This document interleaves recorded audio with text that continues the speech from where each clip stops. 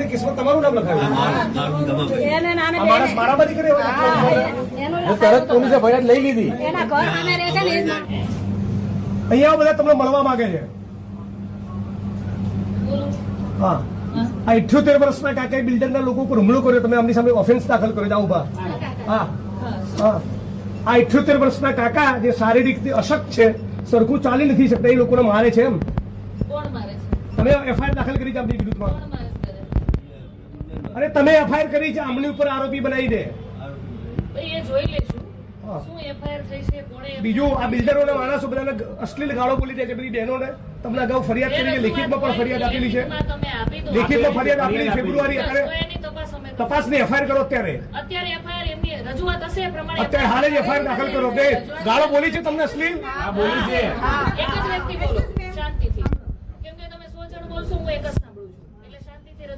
બીજું તમારા કોચરબના ઠાકોરવાસમાં દેશી દારૂનો અડ્ડો ચાલે છે. બીજું બાબુ ઠાકોરનો બીજો કોચરબમાં દારૂનો અડ્ડો ચાલે છે. ત્રીજો અડ્ડો ચાલે છે ઇંગ્લિશનો ઝાલાનો. ચોથો ચાલે છે કોચરબમાં ભીલવાસનો. કેમ ચાલે છે એ જવાબ પૂછવા આવે છે. કેમ દારૂના અડ્ડા ચાલે છે? તમે 78 વર્ષના વડીલ ઉપર ઓફેન્સ દાખલ કરો છો, તો આ બધા બુટલેગરો ઉપર ઓફેન્સ દાખલ કરો. હે પછી ખુલ્લા અડ્ડા ચાલે છે ને? ચાલે છે બધા. હા, પછી વિશાલ નેતાનો અડ્ડો ચાલે છે. કેમ અડ્ડા ચાલે છે? જવાબ આપો. આજે અત્યારે બધું બંધ કરાવો. કોણ છે એનો વહીવટદાર?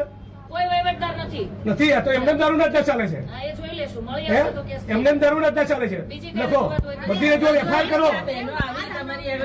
એક મિનિટ, બીજી રજૂઆત કરો. તમે ડિસમિસ કરવા માંગો છો? પહેલા એક મિનિટ, આ બાબતનો જવાબ આ વડીલની ઉપર લેખિતમાં અરજી આપેલી છે. લેખિત ફરિયાદ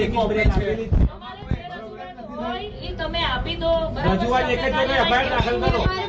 જ્યાં દારૂ વેચાતો છે ત્યાં મળી આવશે તો કેસ કરશું. બિલ્ડરને મળે ત્યાં સુધી કોઈ ફરિયાદ થઈ નથી. કાલ સવારે મને ફરિયાદ નહીં જોઈએ.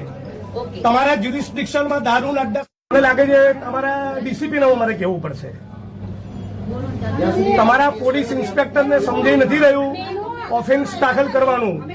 સ્ત્રીઓને અશ્લીલ ગાળો બોલવી એ ફોજદારી ગુનાનું કૃત્ય ના કહેવાય. બિલ્ડરોના માણસોને બીજું ખબર પડી એટલે 78 વર્ષના કાકાને ઉપર ઓફેન્સ દાખલ કરી છે. તમે હજી એમનો ગુનો દાખલ કરવાની જો સૂચના ન આપી હોય અને 20 દારૂના અડ્ડાનું લિસ્ટ હું જાહેર કરવાનો છું. તમારે ન કરવું હોય તો ડીસીપીને ત્યાં જવું. અને મને ના પાડી દો તો હાલ ફોન મૂકીને ડીસીપીને કહું. ના ના, અત્યારે હાલ તમે પેલા પાલડી પીએને તમે સૂચના આપો. 5 ફેબ્રુઆરીથી ફરિયાદ આપી છે. એફઆઈઆર કરે એમાં હું એફઆઈઆર ની કોપી લઈને પછી જઈશ. તમે એમને આદેશ કરો. તમારાથી ન થઈ શકે તો મને પ્રેમથી ના પાડો તો સીપી ના ઘેર જવું, ઓફિસ નહીં જવું, ઘરે જઈશ. નીકળજો.